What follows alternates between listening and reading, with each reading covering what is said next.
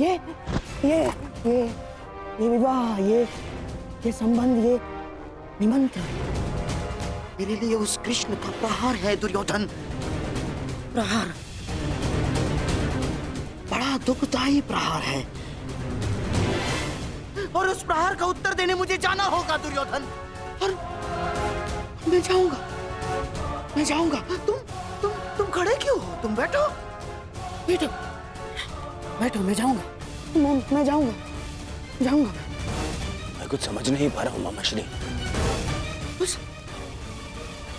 छलिए ने मुझे हरा दिया दुर्योधन। मैं हार गया। हमने दिग्विजय करके उन्हें मित्र विहीन कर दिया। द्वारका में महाबली बलराम के साथ संधि करके हमने उन्हें आशा विहीन कर दिया। परंतु उस छलिए ने एक ही क्षण में पांडवों को वो सब कुछ दे दिया जो हमने उनसे छीना था दुर्योधन। इस विवाह से उस वासुदेव ने उन पांडवों को राज्य, मित्र, आशा सब कुछ दे दिया, सब कुछ दे दिया दुर्योधन।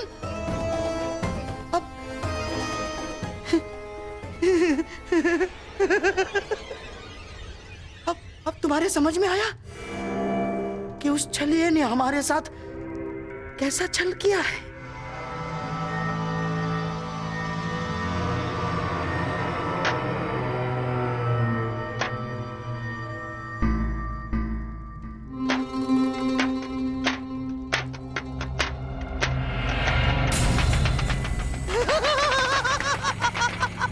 साम ताम दंड भेद युक्ति कपट छल कुचक्र षड्यंत्र, कुछ भी प्रयोग करके मैंने इस विवाह को अपशकुन न बनाया तो मेरा भी नाम शकुन ही नहीं।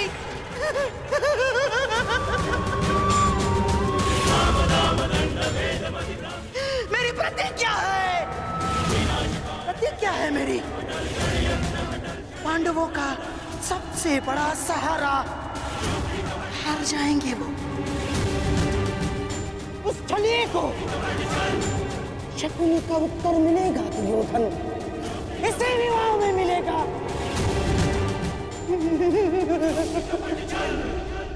के वनवास ने न केवल तुम्हारे संयम और पराक्रम को धार दी है युधिष्ठिर, 13 वर्षों की इस अवधि में कठिन परिश्रम और परीक्षण के पश्चात तुम्हारी अगली पीढ़ी भी युद्ध कौशल में कुशल हो गई। अब तुम सबका वनवास पूर्ण हुआ।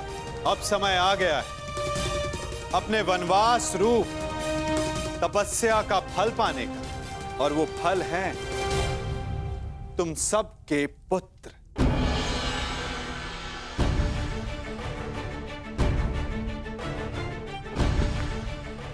सर्वप्रथम प्रस्तुत है युधिष्ठिर पुत्र प्रतिविंध्य।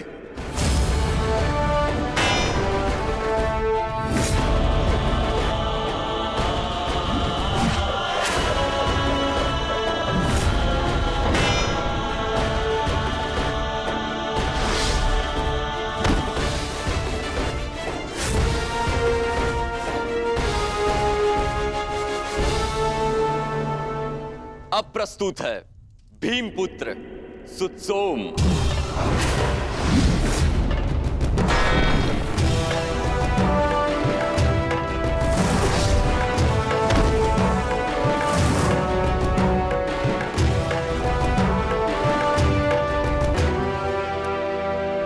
अगला शूर है गांडीवधारी अर्जुन का सुपुत्र शुतकर्म।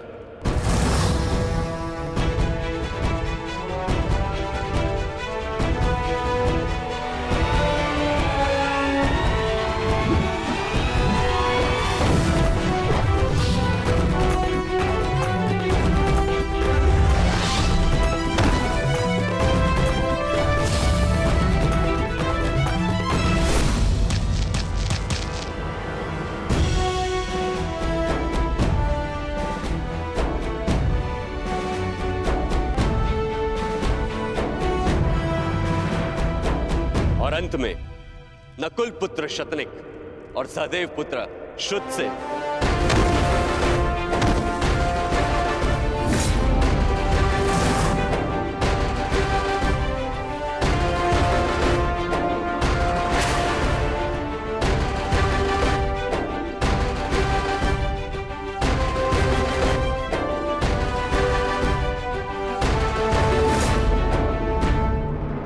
और अब प्रस्तुत होने जा रहा है वो योद्धा जिसने युधिष्ठिर का धर्म भी सीखा है, जिसमें भीम जैसा बल भी है, नकुल की एकाग्रता और सहदेव की चपलता, और धनुर्विद्या में अर्जुन जैसी निपुणता।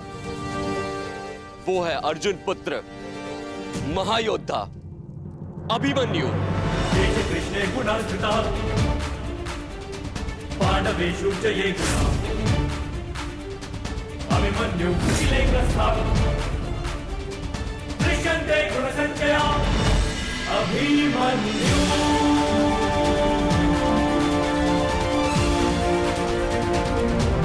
अभिमन्यु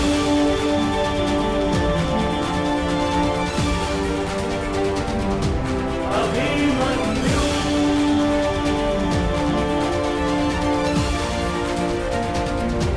अभिमन्यु।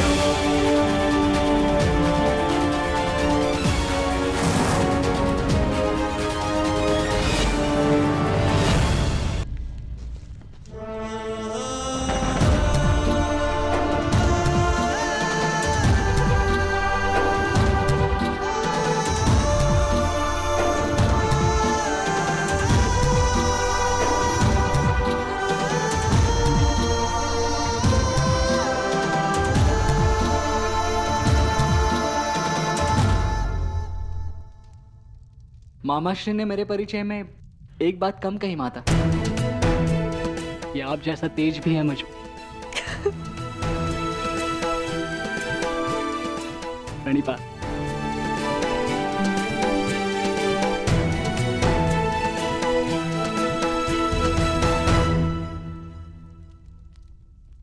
पुत्र अभिमन्यु,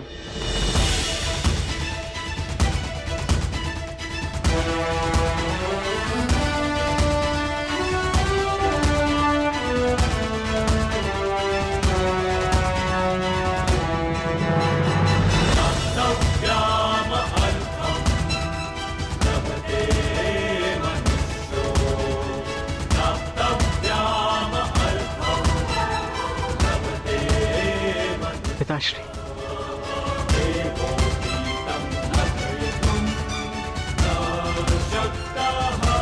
प्रणिपात।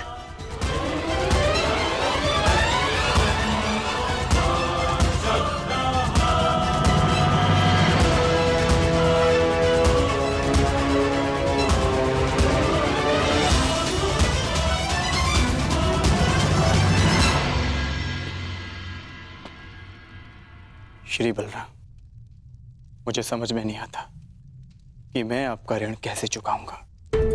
आपने और माधव ने अभिमन्यु को अद्भुत प्रशिक्षण दिया है। ऋणी तो मैं हूं अर्जुन, कि मुझे अभिमन्यु जैसा कुशल शिष्य मिला।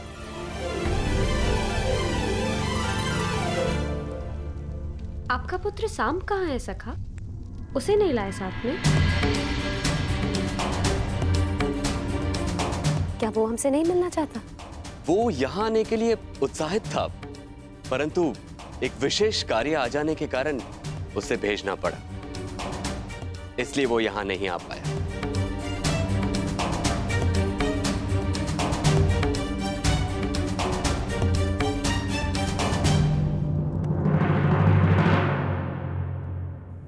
मेरे प्रिय, मैंने सदा ईश्वर से यही मांगा कि फिर से एक बार आपसे भेंट करने का अवसर मिल सके, और देखिए ईश्वर ने मेरी ये इच्छा सुन ली। हमें मिलाने का अवसर निकाल ही लिया। विराट नगर में भ्राता अभिमन्यु और राजकुमारी उत्तरा का विवाह है, जहाँ सम्मिलित होने के लिए निमंत्रण आया है हमें। आशा करती हूँ कि पिताश्री को मना पाऊँ कि वो अपने साथ साथ मुझे भी विवाह में ले चले। बहुत प्रेम करते हैं वो मुझसे। कदाचित साथ ले जाने के लिए तैयार हो जाएंगे और मैं तुमसे मिल पाऊंगी प्रिय साम।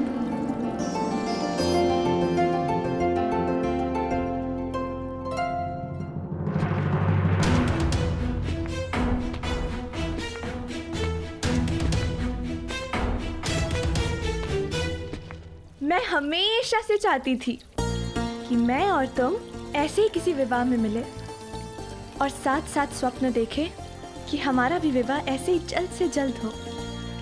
समझे? मैं जानती हूँ कि आप इस विषय में गंभीर हैं। आप क्यों ना एक बार अपने पिता श्री वासुदेव कृष्ण से बात करें? मुझे विश्वास है वो अवश्य स्वीकारेंगे। मैंने सुना है कि आपके पिता सबके मन की बात समझ लेते हैं। तो भला अपने ही पुत्र के हृदय की बात वो कैसे ना समझेंगे? यदि आपने अपने पिता से बात नहीं की तो मुझे अपने पिताश्री से बात करनी होगी। और ये आप भली भांति जानते हैं कि मेरे पिता की प्रतिक्रिया कुछ अच्छी नहीं होगी। इसलिए बात बिगड़ने से पहले ही संभाल लीजिए प्रिय। बहुत सारा प्रेम, केवल तुम्हारी लक्ष्मणा। सावधान, युवराज दुर्योधन पधार रहे हैं।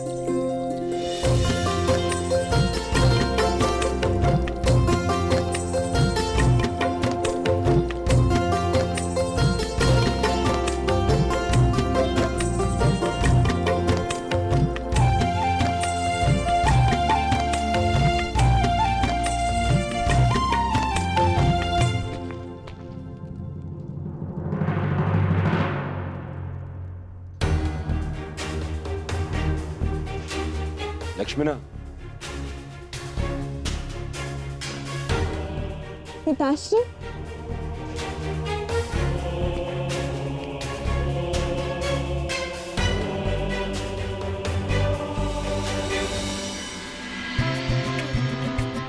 सदा प्रसन्न रहो पुत्री। प्रणीपात। अरे, हमारी पुत्री तो प्रतिदिन और भी ज्यादा सुंदर होती जा रही है।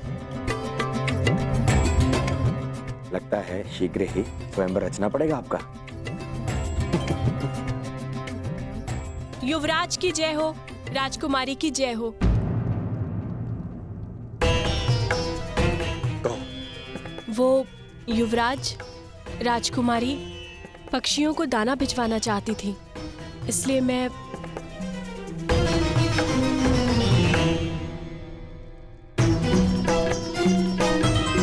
हाँ हाँ, दे रहे हैं ना।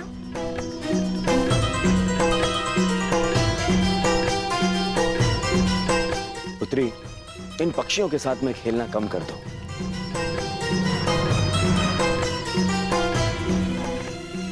और अपनी माता से संसार और हरिद्वार की सीख लेनी चाहिए।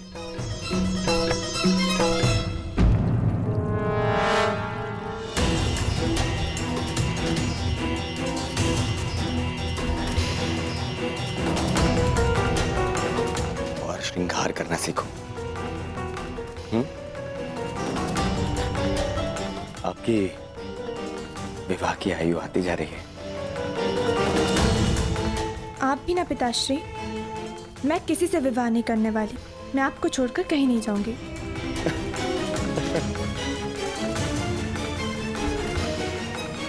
विवाह तो हर कन्या को करना ही होता है। और फिर अपने पिता का घर छोड़ के जाना होता है। नहीं,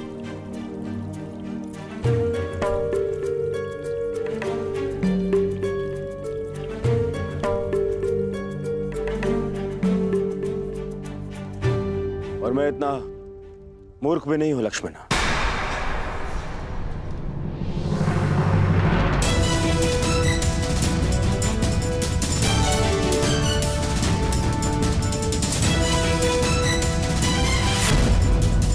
और आपको लगता है कि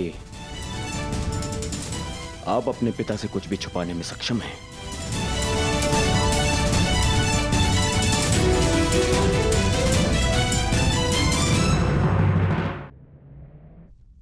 आप प्रतिदिन शाक और भात क्यों बनाती हैं माते? शाक भात मेरे करण का प्रिय है। उसे यहाँ आने का समय नहीं मिलता। मैं सोचती हूँ जब भी वो आएगा शाक भात देखकर उसे संतोष होगा।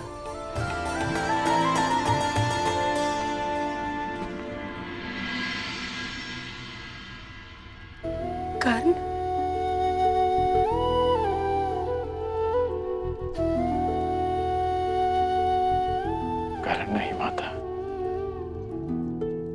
राधे कर।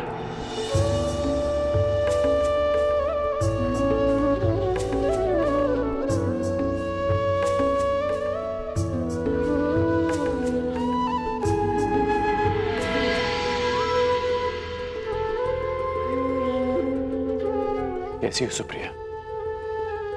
जी ठीक हो। कितना स्मरण किया तुम्हें पुत्र, परंतु तुम्हें अपनी माता की याद ही नहीं आती। माता ऐसा मत कहो, बहुत ही याद आती है। आइए माता।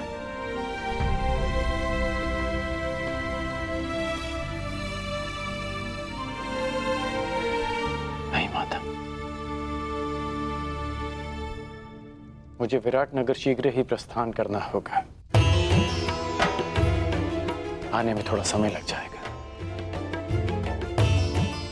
इसलिए सोचा जाते हुए आप सबसे मिलता जाऊं।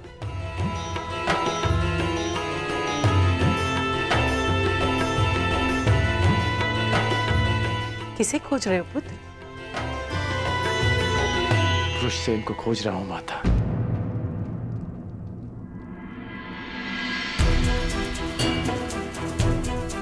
बहुत समय हो गया उससे मिले।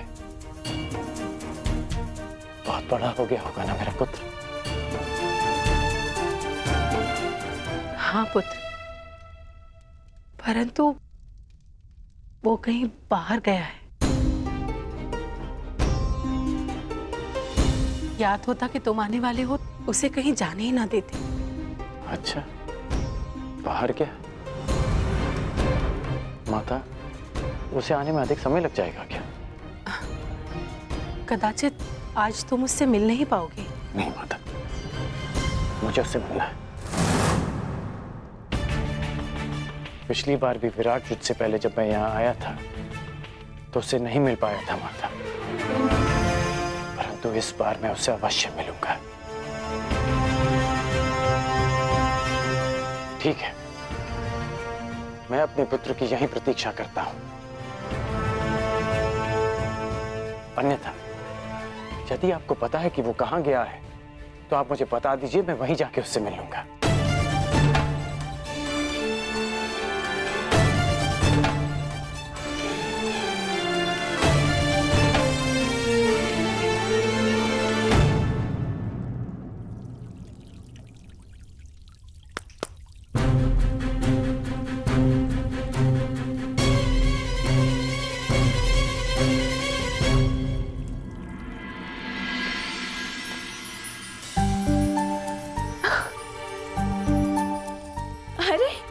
वीणा, ये मेरे लिए है पिताश्री। आपने अपनी माता से यही मांगा था ना? पिताश्री, इसे सीखने की अनुमति है? अवश्य, क्यों नहीं? आप अपने हर एक निर्णय लेने के लिए स्वतंत्र हैं। जो चाहे आप कर सकती हैं। पिताश्री, वो मैं आपसे कुछ मांगना चाहती हूँ। मुझे भी आपके साथ विराटनगर चलना है।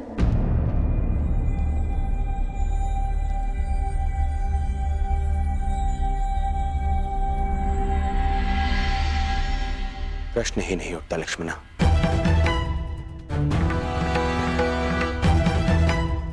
वहां वो पांडव हैं, मेरे शत्रु, और वो छलिया कृष्ण भी होगा।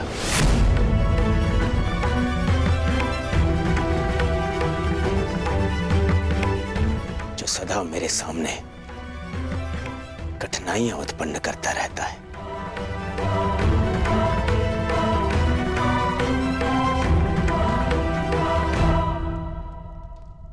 मैं अपनी पुत्री को किसी भी संकट में नहीं डाल सकता। परंतु पिताश्री, आप ही ने कहा था कि आप हमारी प्रत्येक इच्छा पूरी करेंगे।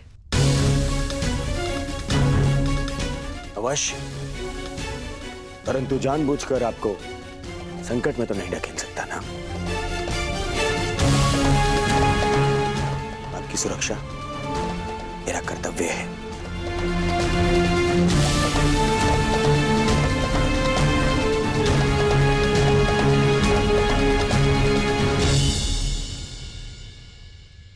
आपसे कुछ पूछ सकती हूँ पिताश्री? निसंदेह पूछिए, क्या पूछना है? लक्ष्मणा, क्या जानना है आपको?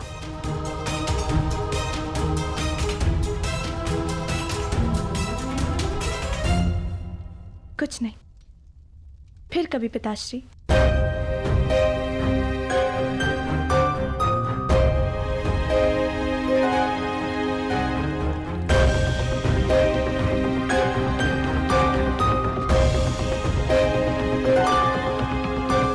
समझ नहीं आ रहा है आपको सांप के बारे में कैसे बताऊं, परंतु कदाचित अभी समय नहीं आया है।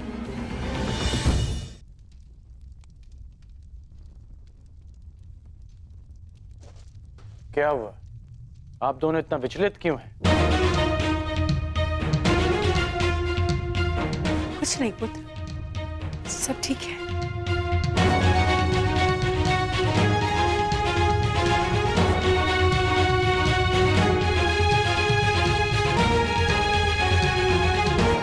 ऐसा प्रतीत हो रहा है माता कि आप मुझसे कुछ छुपा रही हैं। माता, वृषसेन कहाँ है? आप मौन क्यों हैं माता? सुप्रिया, हमारा पुत्र कहाँ है बताओ। जी पुत्र वो शिव मंदिर गए। कुछ पंडित आए थे तीर्थ के लिए, उन्हें मार्ग दिखाने गया है। बस इतनी सी बात है। आप मुझे बता क्यों नहीं रही थी? ठीक है, मैं उसे वहीं ढूंढ लूंगा। करण, पुत्र वहां बहुत भीड़ होगी। कोई विवाह का आयोजन चल रहा है। उस भीड़ में कहां ढूंढोगे? तुम्हें विराटनगर के लिए विलंब हो रहा होगा। अगली बार मिल लेना। नहीं माता,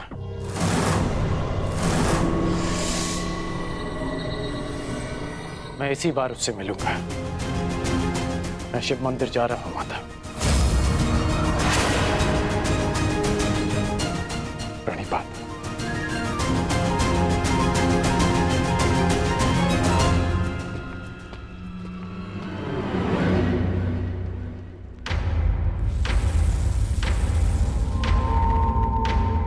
आवश्यकता पड़ने पर आप और आपकी सेना हस्तिनापुर की सहायता अवश्य करेंगे। स्वीकार है। वासुदेव, हमें बलराम ने समर्थन देने का वचन दिया था, और तुमने उन पांडवों को समर्थन देके सब कुछ बिखेर दिया। वासुदेव, कैसे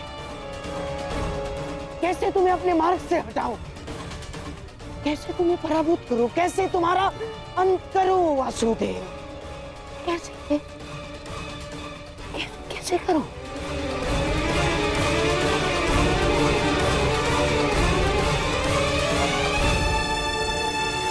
क्या तुम? हाँ, एक काम कर सकता हूँ। विवाह में उसके भोजन में विष मिलाकर दे देता हूँ। हाँ? वहाँ इतने सारे अतिथि होंगे, किसी को संदेह भी नहीं होगा। हाँ।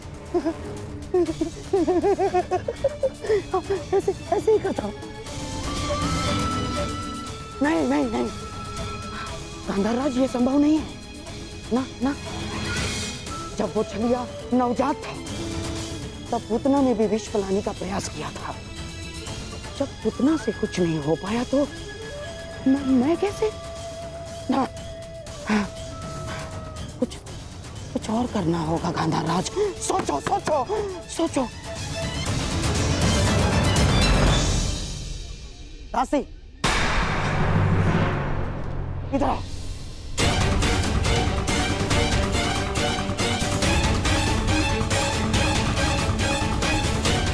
सुना नहीं तुमने?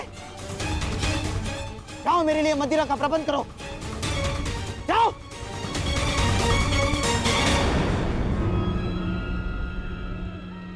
अब मैं ध्यान लगाकर सोच पाऊंगा। अब मेरा मस्तिष्क चलेगा। अभी तक यहीं खड़े हो तुम? सुना नहीं तुमने? जाओ, मेरे लिए मदिरा लेकर आओ। जाओ।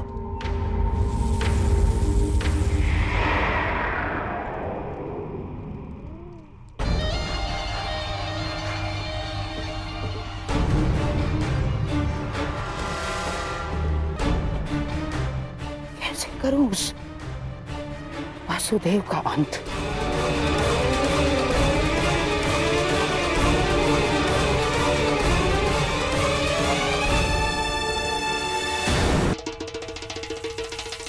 कैसे करूं उस वासुदेव का अंत? कैसे?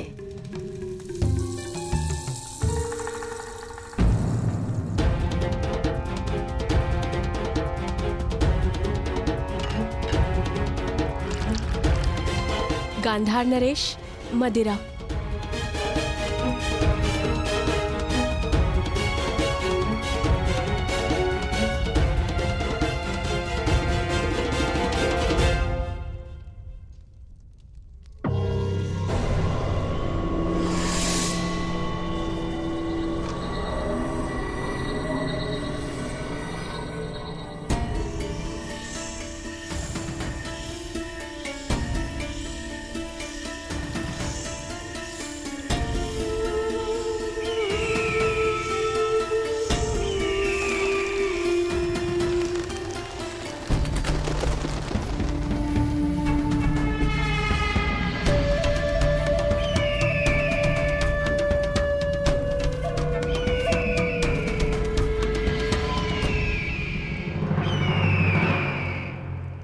किसी प्रकार मैं इस वासुदेव का अंत कर दूं तो पांडव निसहाय हो जाएंगे और फिर मेरे प्यारे सम्राट दुर्योधन के विरुद्ध खड़े होने का साहस किसी में नहीं होगा, किसी में नहीं।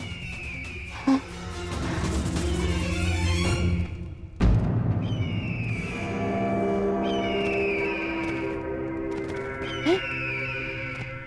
ये तो कोई संदेश है। कौन भेज रहा है और किसे?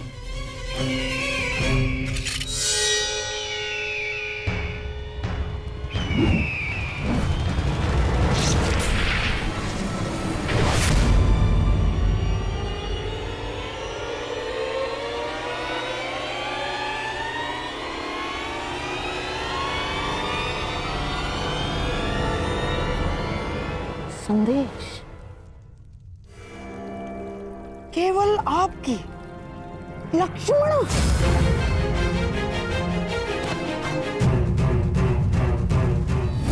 क्या है ये? क्या है ये? तुम्हें ज्ञात भी है तुम क्या करने जा रही थी? हैं? कृष्ण का पुत्र सांब और दुर्योधन की पुत्री लक्ष्मणा। असंभव है ये, असंभव है ये, तुम्हारा दोनों का साथ असंभव है। तुम्हें याद भी है इसका परिणाम क्या होगा बच्चे? हैं? याद है तुम्हें इसका परिणाम क्या होगा? महाविध्वंस हो जाएगा बच्चे, महाविध्वंस।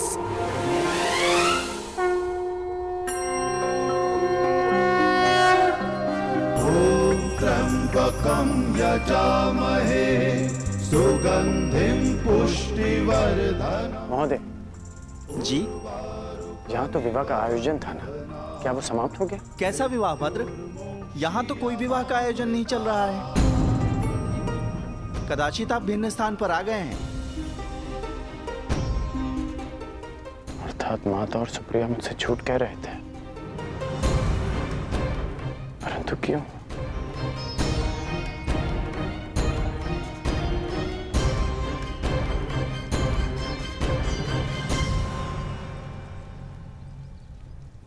ये तो अनुचून का मित्र है।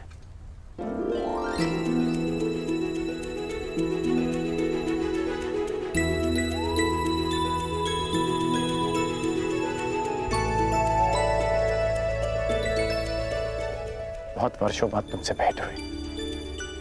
कैसे हो तुम? मैं बहुत अच्छा हूँ, परंतु आप यहाँ भ्राताकंड? मैं अपने पुत्र ऋषियन की खोज कर रहा हूँ। मुझे किसी ने बताया था कि वो इस मंदिर में किसी के विवाह में सम्मिलित होने आया है। वो आपको यहाँ नहीं मिलेगा भ्राता कर्ण। वो सदा अपने प्रिय स्थल पर होता है। प्रिय स्थल? वृषसेन, कहाँ हो वृषसेन? पुत्र कहाँ हो तुम? वृषसेन!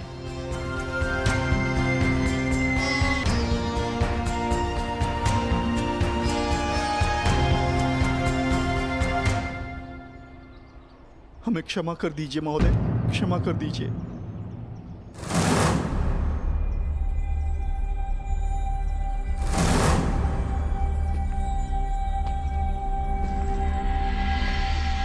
ऐसा करने से पहले तुम्हें इसके परिणाम को सोच लेना चाहिए था। अनेक मनुष्यों ने तुमसे इसी प्रकार निवेदन किया होगा, परंतु तुम दुष्टों ने कभी किसी की याचना सुनी? कौन है ये सब और किस बात की क्षमा मांग रहे हैं? और ये कौन है? हर बार तुम लोगों को एक और अवसर दिया गया, परंतु तुम लोग फिर भी नहीं सुधरे और इसी कुमार्ग पर चलते रहे। परंतु अब समय आ गया है कि तुम्हें तुम्हारे कर्मों का फल भुगतना ही होगा। मैंने तुम्हें साक्ष्य समेत पकड़ा है। अब तुम नहीं बच सकते। नहीं महोदय, ऐसा न करें महोदय, ऐसा न करें, हमें क्षमा कर दीजिए। लूटा हुआ धन हम पुनः स्त्री को लौटा देंगे, पर हमें क्षमा कर दीजिए प्रभु, हमें क्षमा। लूटा हुआ धन लौटा देने मात्र से तुम्हारे पापों का प्रायश्चित नहीं हो जाएगा दुष्टों। सर्वप्रथम उस पीड़ित महिला से क्षमा की भीख मांगो, अन्यथा मृत्यु के लिए तैयार हो जाओ। नहीं नहीं, हम क्षमा मांग लेंगे, हम क्षमा मांग लेंगे।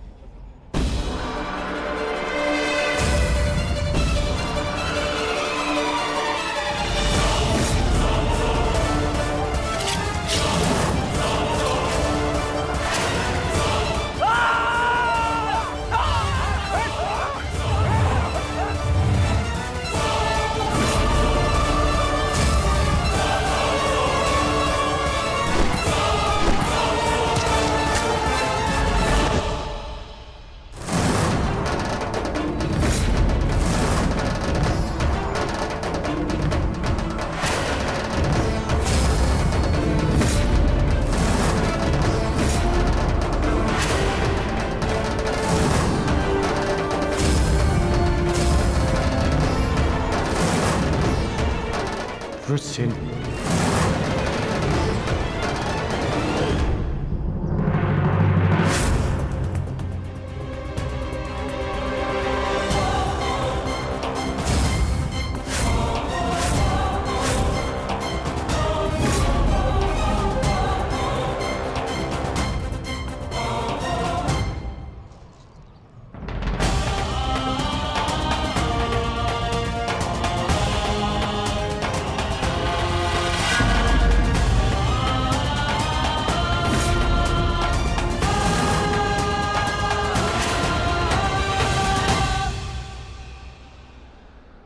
मित्र, उस स्त्री को उसका धन लौटा दो और इन शवों को भी अंतिम संस्कार दे दो। हमारा मंतव्य यहाँ पूर्ण हुआ। जिनसे मिलना था उनसे मिल चुके, अब न किसी से मिलना शेष है और न किसी को उत्तर देना।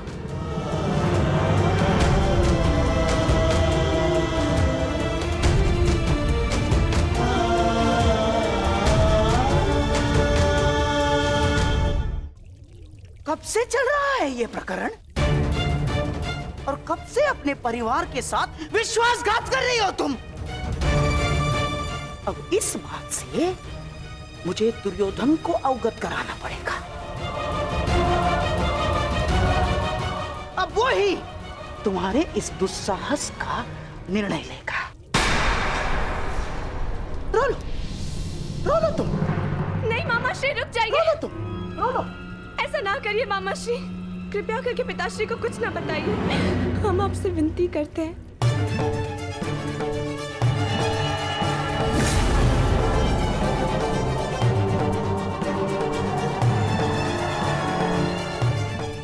क्षमा कर दीजिए मामा श्री। आपका भरोसा तोड़ने के लिए हम क्षमा चाहते। बहुत बड़ी भूल हो गई हमसे।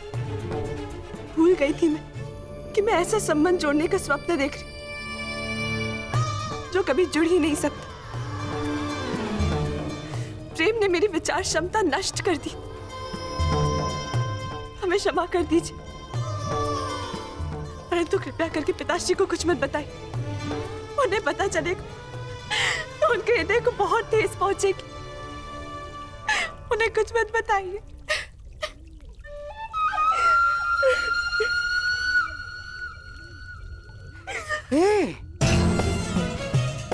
अच्छी ना, तुम आओ आओ, क्या बैठो।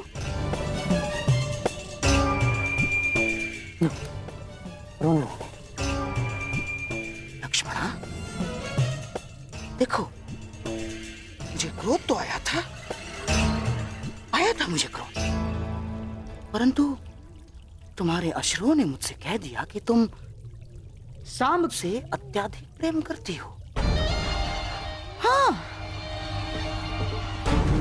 ठीक है, अब मुझे ही कोई मार्ग ढूंढना पड़ेगा इससे बाहर निकलने का।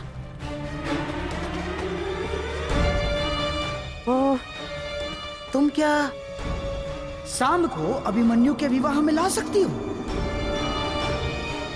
बताओ ना, बुला सकती हो तुम? हाँ, परंतु पिताश्री भी वहां होंगे ना? वही तो मैं चाहता हूँ लक्ष्मणा। केवल तुम्हारे पिताश्री नहीं, अपितु तुम्हारे पिताश्री दुर्योधन के साथ साथ सांब के पिताश्री कृष्ण भी वहां उपस्थित होंगे।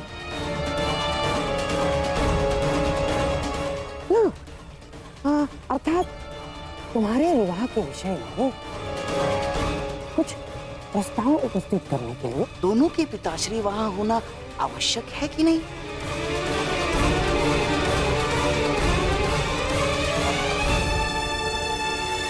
परंतु पिताश्री कभी नहीं मानेंगे। ना ना ना, तुम दुर्योधन की चिंता बिल्कुल मत करना, मैं उसे समझा दूंगा। सच? हाँ, अरे मैं अपनी लक्ष्मणा के लिए इतना भी नहीं कर सकता। तुम बस किसी भी परिस्थिति में सांब को वहां उस विवाह में ले आना, शेष सब मैं संभाल लूंगा। हाँ? धन्यवाद मामा श्री। सांब अवश्य आएंगे। हम अभी से संदेश भेजते। हाँ।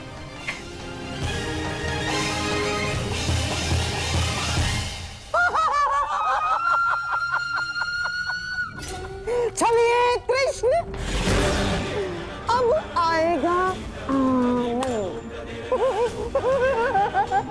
मेरी अगली चाल के लिए तैयार रहना। तो इस बार तुम्हारी पराजय निश्चित निश्चित। पुत्र मैं हूँ, मैं तुम्हारा पिता। तुमने मुझे पहचाना नहीं, परंतु मैंने तुम्हें देखते ही पहचान लिया। तुम्हें मालूम, बचपन में मैं बिल्कुल तुम्हारे जैसा दिखता था। हाँ,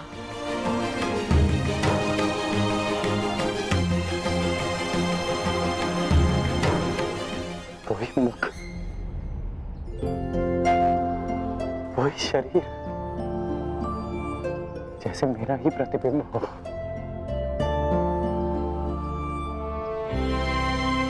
तुम बिल्कुल मुझ पर गए हो पुत्र। मुझे ज्ञात है कि आप मेरे पिता हैं, परंतु इस पिता और पुत्र के संबंध का आपके लिए महत्व ही क्या है? मेरी बात सुनो पुत्र, इस बात का क्या तात्पर्य है पुत्र? यही कि सदा आपने अपने परिवार से अधिक महत्व अपने लक्ष्यों को दिया। आपके लिए वो महत्व नहीं रखते थे जिन्होंने आपसे प्रेम किया। आपके लिए वो महत्व रखते रहे जिन्होंने आप पर उपकार किया या जिन्हें आपने वचन दिया। परंतु मेरे लिए सबसे अधिक महत्वपूर्ण मेरा परिवार है। सबसे अधिक महत्व मेरे अपनों का है। मेरी बात सुनो पुत्र, पुत्र मेरी बात सुनो। इतना रुष्ट हो अपने पिता से। जब मेरी आयु में पहुंचोगे तब जानोगे कि मनुष्य के लिए उसका कर्तव्य कितना महत्वपूर्ण होता है। मैं यहाँ केवल तुमसे मिलने आया हूं। अपना मुख मत फेरो मुझसे। इतने वर्षों पश्चात मैं तुमसे मिल रहा हूं और तुम्हें लगता है इस अवसर का कोई महत्व नहीं मेरे लिए? रुष्सेन, क्या हो गया तुम्हें? तुम मेरी बात सुन क्यों नहीं रहे हो? मुझे तुमसे ये आशा नहीं थी।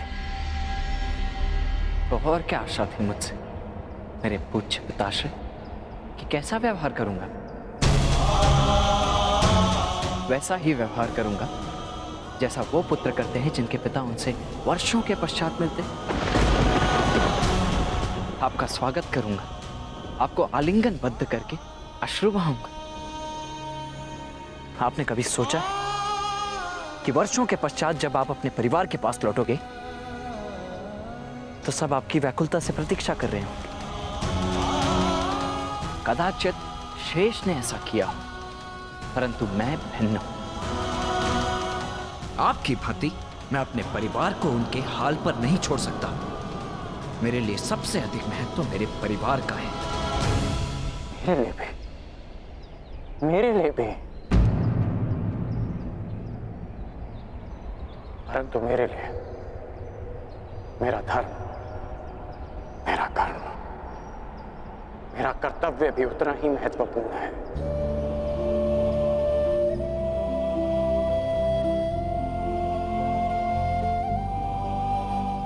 मैं आया था पुत्र, परंतु मैं तुमसे मिल नहीं पाया।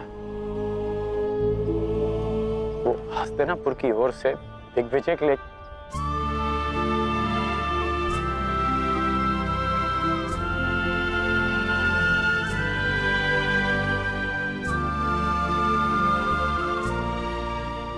तुम ही बता।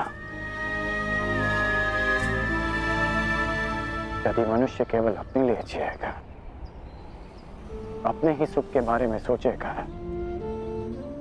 तो क्या हमारी आने वाली पीढ़ी का धर्म से विश्वास नहीं उठ जाएगा?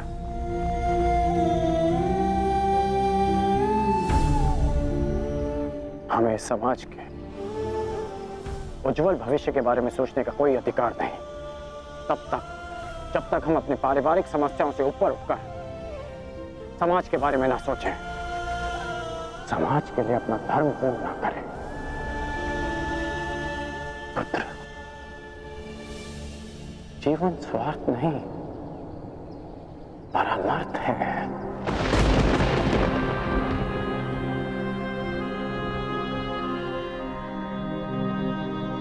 मैंने जो कुछ भी किया उसका मुझे कोई पश्चाताप नहीं, कोई ग्लानि नहीं, क्योंकि मैं स्वयं के लिए नहीं समाज के लिए जिया हूं, लोगों के हित के लिए लड़ा हूं। मैंने जीवन भर परिवर्तन के लिए संघर्ष किया। जानते हो क्यों? क्योंकि जब भी मैंने ऐसा किया तो मैंने लोगों की आंखों में आशा की किरण देखी। संसार में परिवर्तन लाने से पूर्व हमें स्वयं में परिवर्तन लाना चाहिए। इसलिए मैंने ये सब किया पुत्र। और यदि मैं ऐसा नहीं करता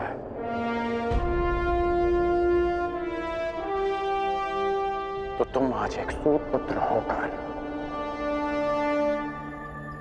हाथ में शस्त्र नहीं उठा पाते।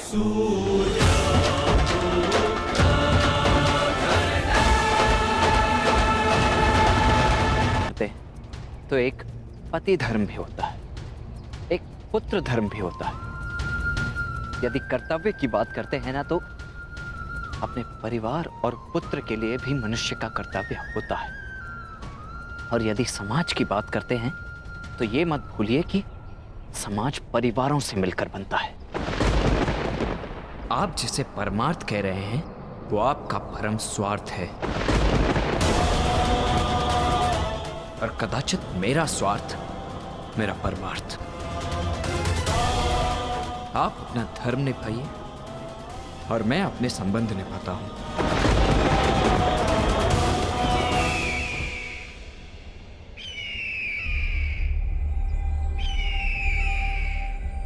अब मैं चलता हूं, मुझे शीघ्र ही कहीं पहुंचना है अपने संबंध निभाने के लिए।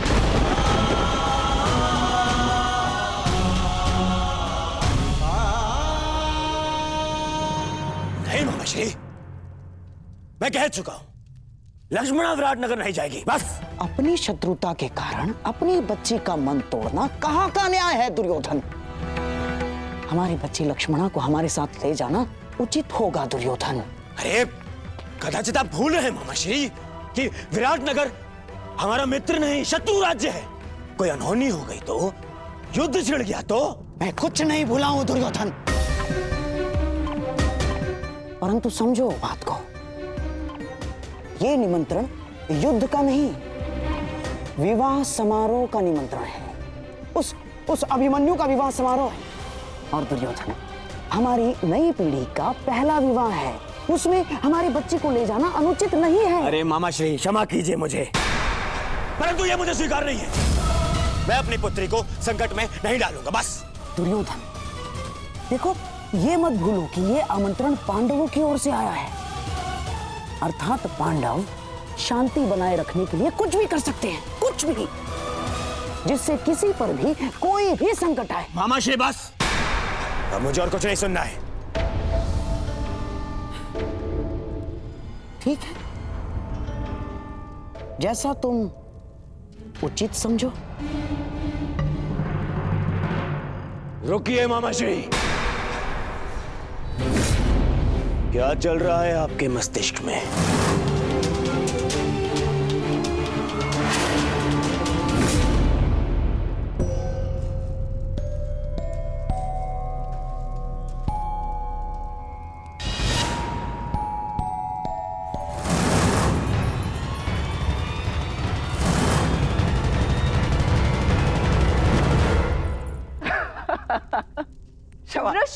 क्षमा चाहता हूँ। नहीं, मैं क्षमा चाहती हूँ तुम्हें इस प्रकार यहाँ बुलाने के लिए, परंतु बात ही कुछ ऐसी थी। मैं एक विवाह में जा रही हूँ और मैं चाहती हूँ कि सांब भी वहाँ उपस्थित हो और उसे केवल तुम ही वहाँ ला सकते हो, तो तुम्हारी बात अवश्य मानेंगे। अच्छा, तुम्हारे कहने का तात्पर्य है कि वो तुमसे अधिक मेरी बात मानेगा। वृषसेन, ये परिहास का समय नहीं है, मेरी जान पर लगी है। अब मैं स्वयं जाके तो उन्हें वहां से आने को नहीं बोल सकती ना, क्योंकि मैं जानती हूँ कि वो नहीं आएंगे, परंतु इस बार उनका वहां आना अति आवश्यक है। और तुम मेरे मित्र होके ऐसे उपहास कर रहे हो। अरे अरे, ठीक है, यदि इतना ही आवश्यक है तो मैं स्वयं जाकर कुमार सांब को लेकर उपस्थित हो जाऊंगा। कहाँ है विवाह? विराटनगर में। वहां तो कुमार अभिमन्यु के विवाह का आयोजन चल रहा है ना, अर्थात तुम उस विवाह में। प्रश्न ये नहीं है कि लक्ष्मणा विराटनगर जाए या ना जाए, प्रश्न ये है कि आप उसे वहां ले जाने का हट क्यों कर रहे हैं? क्यों मामाश्री? ऐसा कुछ नहीं है दुर्योधन।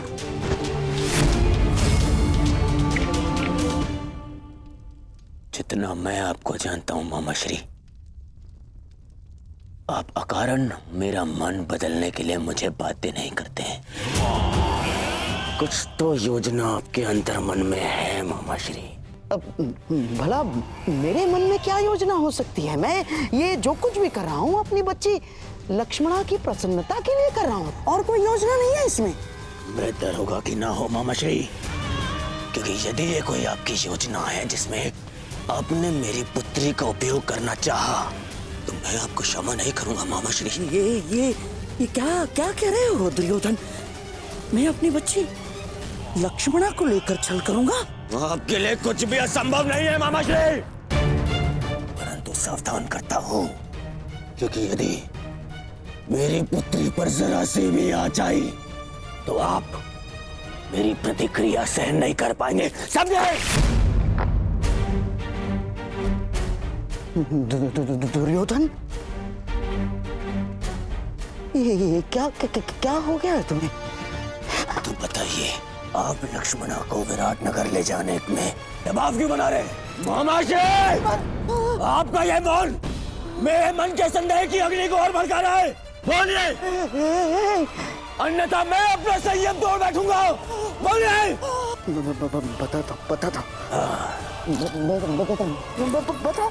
बताता हूँ। भूल जाओ लक्ष्मणा, ये संभव नहीं। तुम अपना ये संदेश किसी और के हाथों पहुंचा दो, मैं ये नहीं कर सकता। परंतु क्यों? लक्ष्मणा, वहां कौरव और पांडव सभी उपस्थित होंगे और मैं नहीं चाहता कि तुम्हारा सामना तुम्हारे पिता से हो, यही ना? वृषसेन, मैं जानती हूँ कि तुम और सांब अपने पिता के समक्ष नहीं जाना चाहते, परंतु ये मेरे और सांब के जीवन का प्रश्न है। मित्र हो ना, सहायता नहीं करोगे? वृषसेन, मैं तुमसे विनती करती हूँ, केवल एक बार उनसे बात तो करके देखो। वहाँ कुछ ऐसा होने वाला है जो हमारे जीवन को एक नई दिशा देगा। ठीक है, मैं उससे बात करने का प्रयास करूंगा, परंतु वो मानेगा या नहीं ये मैं नहीं कह सकता। तुम प्रयास तो करके देखो, सब ठीक होगा। मुझे अपने मित्र पे पूरा भरोसा है। लक्ष्मणा के विषय में क्या कहना है आपको? लक्ष्मणा के विषय में नहीं, लक्ष्मणा के विवाह के विषय में। लक्ष्मणा का विवाह? हाँ दुर्योधन, अब तो मेरी बात ध्यान से सुनना दुर्योधन। अब मैं तुम्हें बताता हूँ कि मेरे मस्तिष्क में क्या चल रहा है। हाँ।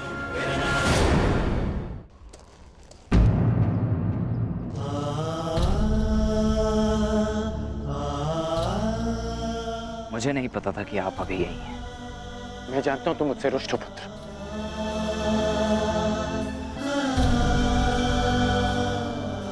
अब समझ में आ रहा है मुझे कि माता और सुप्रिया मुझे तुमसे मिलने से क्यों रोक रहे थे। माता और दादी माँ को सदा यही लगता था कि हम एक दूसरे से ना मिलें, परंतु सत्य तो ये है कि मैंने सदैव इस भेंट की प्रतीक्षा की कि मैं आपको बता सकूं जो परिवर्तन आप लाना चाहते हैं वो बस केवल एक स्वप्न है जो कभी पूरा नहीं हो सकता। इतने वर्षों में भी आप कुछ नहीं कर पाए। साधारण असहाय मनुष्यों पर आज भी अत्याचार होते हैं, उन पर अन्याय होता है और इस अन्याय को रोकने का एक ही उपाय है, अत्याचार और अत्याचारियों को जड़ से उखाड़कर फेंक दिया जाए। ये हल नहीं है पुत्र, ये हल नहीं है। अपनी अपनी सोच है। आप परिवर्तन में विश्वास रखते हैं और मैं परिणाम। आप कर्म पर विश्वास करते हैं और मैं फल पर। मैं वृक्ष से मिले फल पर विश्वास करता हूं।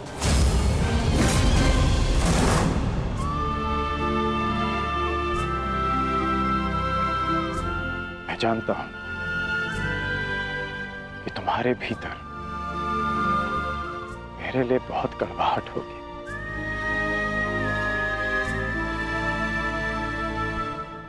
परंतु मुझे विश्वास है कि एक दिन तुम मेरा बलिदान अवश्य समझोगे। मैं उस समय की प्रतीक्षा करूंगा।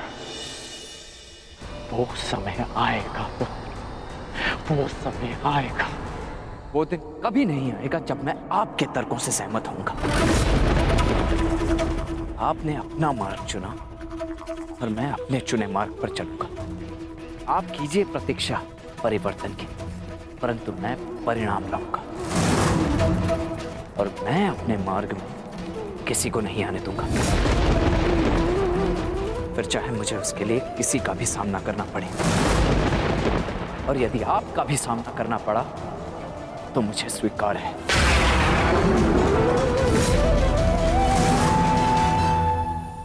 आपने अपना तर्क सामने रख दिया और मैंने अपना पक्ष आपको समझा दिया। अब ये अंतिम अवसर है जब हम मिल रहे हैं। ईश्वर से प्रार्थना है कि अब जब कभी भी हम एक दूसरे के सामने आए तो एक दूसरे के विपक्ष में ना हो, क्योंकि यदि ऐसा हुआ तो हम दोनों में से कोई एक ही जीवित बचेगा।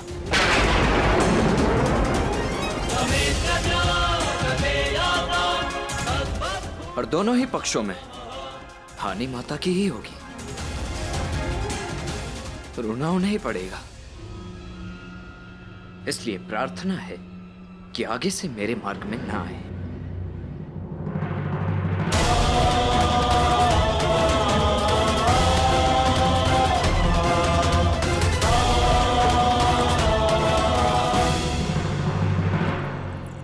ये सुंदर है।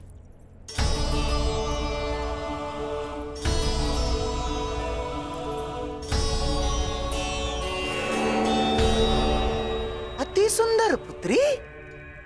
वस्त्र चयन में बहुत ही प्रवीण हो गए हो लक्ष्मणा। एकांत। नहीं नहीं मामाश्री, प्रवीण तो आप हैं मनाने में। हैं? मुझे तो विश्वास ही नहीं हो रहा कि ये चमत्कार कैसे हुआ। पिताश्री को कैसे मनाया? विश्वास के कारण, क्योंकि शकुनी हमेशा अपने दिए वचन पूर्ण करता है। तुम्हें भी मुझ पर विश्वास करना सीखना होगा लक्ष्मणा। मुझे आप पर पूरा विश्वास है मामाश्री। तो क्या तुमने वो किया जो मैंने तुमसे करने को कहा था? क्या संभ विवाह में आएगा? जी मामाश्री, वो विवाह में अवश्य आएंगे। बहुत अच्छे बच्ची। जाओ अपने मधुर मिलन की तैयारियां करो। जाओ।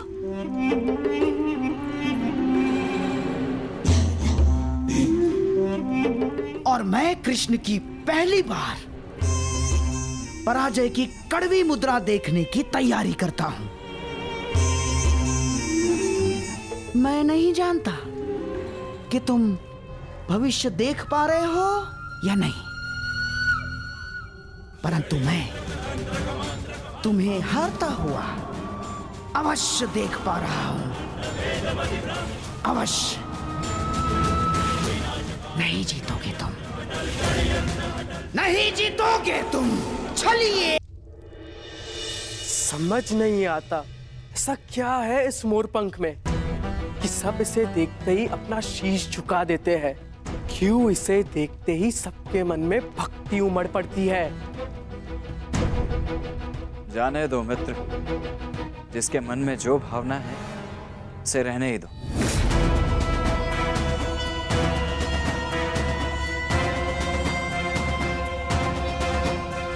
परंतु मुझे ये भक्ति नहीं लगती,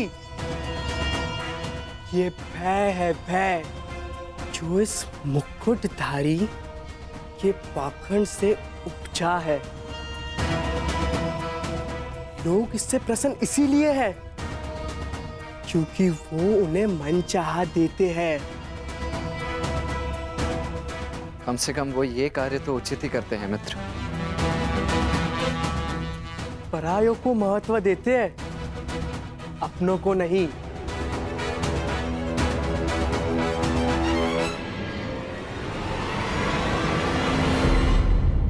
परंतु हम अपनों की बात करें मित्र।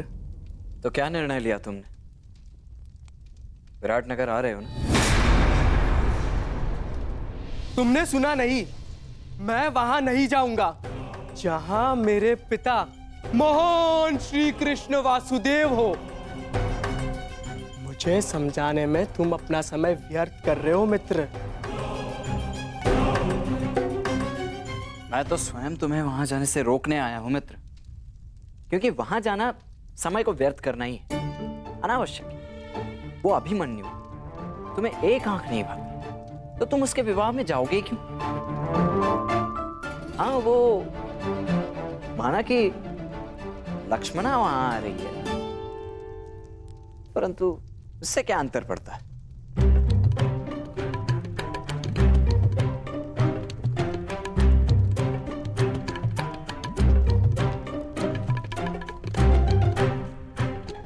वहां आ रही है और वो चाहती है कि मैं भी वहां आऊं, है ना? और तुम मुझे वहां जाने से रोक रहे हो। मैं तो केवल अपने मुख पर आई मुस्कुराहट को रोक रहा हूं मित्र।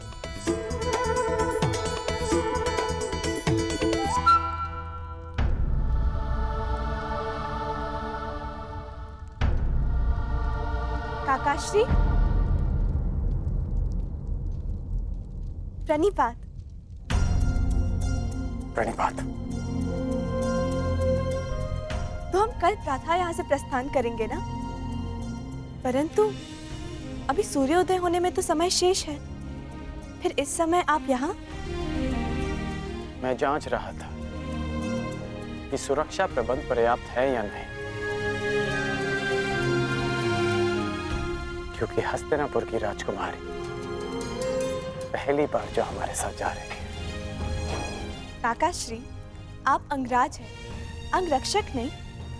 आपको ये सब करने की आवश्यकता नहीं। मैं ये सब इसलिए करता हूँ क्योंकि ये युवराज और आपकी सुरक्षा के लिए आवश्यक है। मेरे लिए मेरा वहां जाना आवश्यक नहीं है, परंतु किसी और के लिए मेरा वहां उपस्थित होना आवश्यक है। मेरी बात मानो मित्र, मत जाओ वहां, भूलो मत, तुम्हारे पिता भी उपस्थित होंगे वहां पर। तुम्हारी मंत्रणा उचित है मित्र,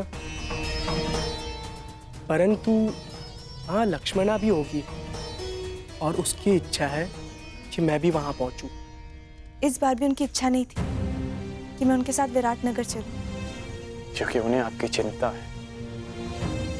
हर पिता के लिए अपनी पुत्री की रक्षा सबसे बड़ी प्राथमिकता होती है। देखो पुत्री, उनके वहां बहुत शत्रु हैं, इसलिए आपको वहां ले जाना सुरक्षित नहीं है। परंतु हम विवाह में जा रहे हैं ना काकाश्री, युद्ध करने तो नहीं। शत्रु शत्रु होता है, कब युद्ध छेड़ दे कोई नहीं जानता। और एक पिता का सबसे बड़ा कर्तव्य अपनी संतान की सुरक्षा होती है। मुझे कोई अंतर नहीं पड़ता कि मेरे पिता मेरे विषय में क्या सोच रहे हैं। तुम्हारा आग्रह डालने के लिए क्षमा चाहता हूँ मित्र, परंतु मैं विराटनगर जाऊंगा लक्ष्मणा से मिलने के लिए, चाहे वहां कुछ भी हो।